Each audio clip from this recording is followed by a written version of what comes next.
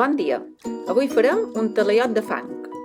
A Sant Forners hem excavat dos talaiots. Eren rodons i tenien unes parets molt amples, fetes amb pedres ben grosses i una columna central. El talaiot 1 era un lloc per fer matances i el talaiot 2 un lloc on s'hi reunia.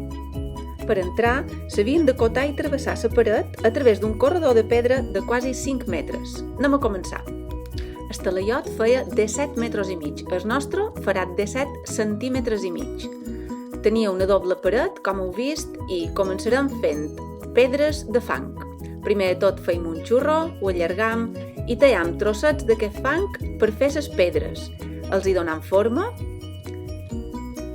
que apareguin blocs de pedra, i una vegada els tenim acumulades totes aquestes pedretes, anem a començar. Posarem un poquet de cola, tranquils, la cola és blanca però quan s'eixuga torna transparent.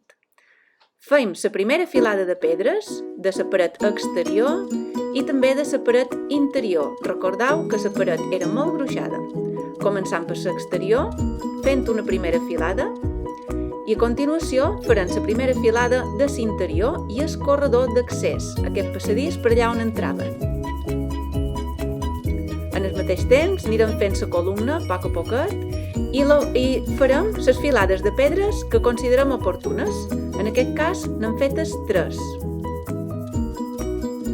Finalment, col·locarem aquestes pedres més grosses d'entrada, que són el dintell, i les altres pedres del corredor d'accés.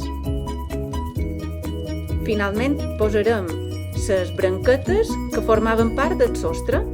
Ajudarem amb un poquet de cola perquè després quedi més segur i col·locarem cada branqueta des de damunt la columna a damunt la paret interior del talaiot.